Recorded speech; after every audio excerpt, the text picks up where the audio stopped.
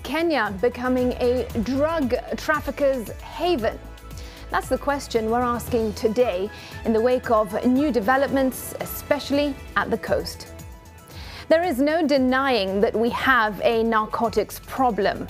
The use of cocaine, heroin, bang, and other stimulants has become so normalized in some parts of our society that we no longer consider them a menace.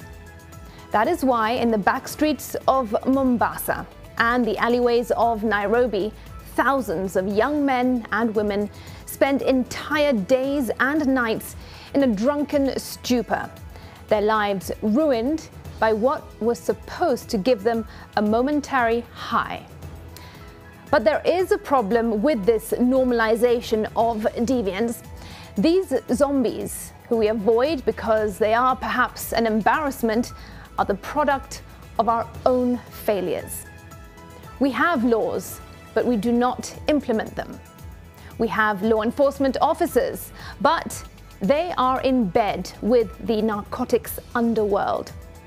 We have a collective conscience, but we are never pricked hard enough to rise up and act. Mombasa Governor Abdul Swamad Sharif captured this state of collective inertia during an impassioned speech this weekend.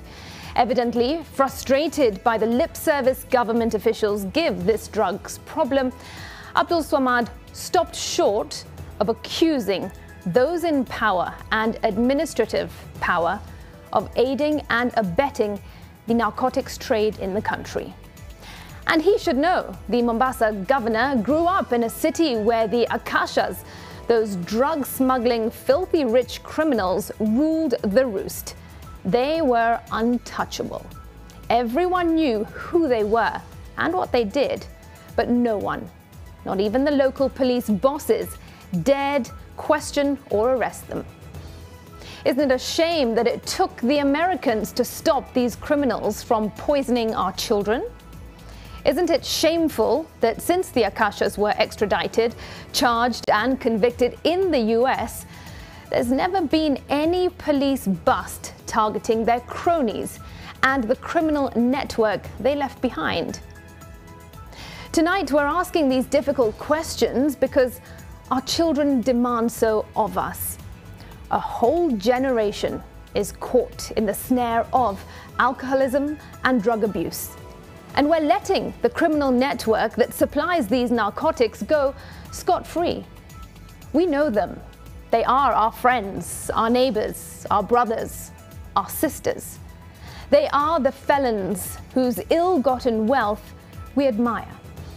And they are getting emboldened every day because nothing is being done to stop them.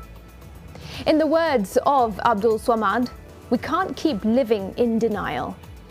The time to stop this deliberate poisoning of an entire generation has come.